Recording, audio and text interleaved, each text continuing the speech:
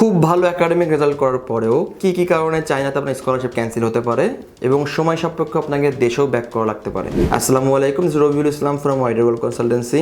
আজকে আলোচনা করব চায়নাতে আমরা যেমন উচ্চশিক্ষার জন্য আমরা যেমন স্কলারশিপ নিয়ে যাই এবং আমরা সবাই জানি স্কলারশিপ রাখতে গেলে অবশ্যই সাথে করে আপনার কন্ডিশনটা মেট আপ করতে বা মেনটেন করতে হয় এবং সেই কন্ডিশন আপনি মেনটেন করার পরেও কি কি কারণে আপনার দেশে ব্যাক করা লাগতে পারে এবং স্কলারশিপ ক্যান্সেল হতে পারে। তো এখানে সবার আগে আসবে আমাদের রুলস বা রেগুলেশন, চাইনিজ রুলস বা রেগুলেশন। আপনি ফরেন স্টুডেন্ট বিদেশে যাচ্ছেন পড়তে বা চায়না যাচ্ছেন পড়তে, অবশ্যই আপনাকে ওই কান্ট্রির ইন্টারনাল রুলসগুলো আপনাকে মেনটেন করতে হবে। আপনি যদি ওই রুলসের বাইরে যান তো আপনি যত ভালো স্টুডেন্ট হন না কেন আপনার কিন্তু দেশে ব্যাক করা লাগতে পারে এবং স্কলারশিপ ক্যান্সেলও করে দিতে পারে। ওরা নর্মালি প্রথম শাস্তি হিসাবে আপনার স্কলারশিপ ক্যান্সেল করে দিবে, দ্বিতীয় শাস্তি হিসাবে কিন্তু আপনাকে দেশে ব্যাক করে দিবে। তো এই কারণগুলো যদি হতে পারে, প্রথম রুলস অ্যান্ড রেগুলেশন। দ্বিতীয় কারণ ক্লাস রেগুলার না করা, আপনি খুব ভালো স্টুডেন্ট বাট ক্লাস করেন না, আলটিমেটলি কোনো লাভ নাই। ভার্সিটিগুলো কিন্তু আপনাকে অ্যাডমিশন দিবে না। কেন দিবে না? কারণ যখন আপনি প্রতি বছর যখন ভিসাটা আপনি রিনিউ করতে যাবেন, ইমিগ্রেশনে যাওয়ার আগে ভার্সিটি অ্যাপ্রুভাল দরকার পড়বে এবং ওই অ্যাপ্রুভালে কিন্তু আপনার লাস্ট একাডেমিকের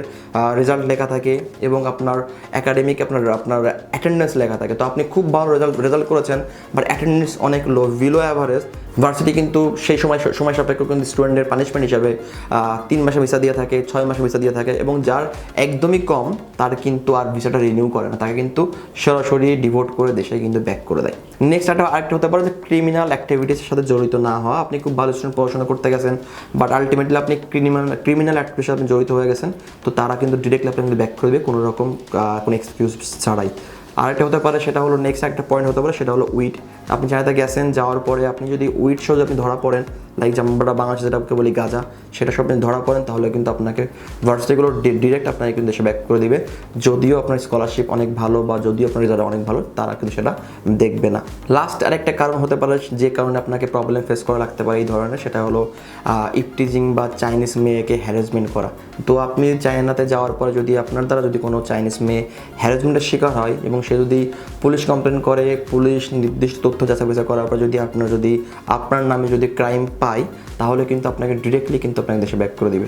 তো চায়নাতে পড়তে যাচ্ছেন সবসময় মাথায় রাখবেন আপনি কিন্তু ফরেন স্টুডেন্ট, সবার আগে কিন্তু আপনার দেশের নাম, তারপর কিন্তু আপনার নাম। আপনার যদি কোনো রকম ক্রাইম হয় আপনার নামে, যদি কোনো কমপ্লেন আসে তাহলে কিন্তু নিউজটা কিন্তু যাবে এইভাবে, বাংলাদেশি স্টুডেন্ট ভালো না, বাংলাদেশি স্টুডেন্ট জানে না কীভাবে মেনটেন করতে হয় বা বাংলাদেশি স্টুডেন্টগুলোকে তারা কিন্তু নেবে না নেক্সট টাইম। তো আপনার একটা কৃতকর্মের জন্য কিন্তু ক্ষতিটা কিন্তু আলটিমেটলি ভবিষ্যৎ সকলের জন্য কিন্তু হচ্ছে। তো অবশ্যই এগুলো মাথায় রাখবেন, সেইভাবে মাথায় রেখে আপনি আপনার কাজে আগাবেন। আমরা সকলেই আপনার উজ্জ্বল ভবিষ্যৎ কামনা করি। যদি চায়না নিয়ে যদি আপনার আরও ইনফরমেশন জানার লাগে বা জানার থাকে, আপনি চাইলে আমাদের অফিসে আসতে পারেন, ফোন করতে পারেন, হোয়াটসঅ্যাপ করতে পারেন। আমরা ওয়াইডার ওয়ার্ল্ড কনসালটেন্সি 5 বছর বেশি সময় ধরে বা চায়নার বিভিন্ন ইউনিভার্সিটি ওই স্কলারশিপে কাজ করে আসছি।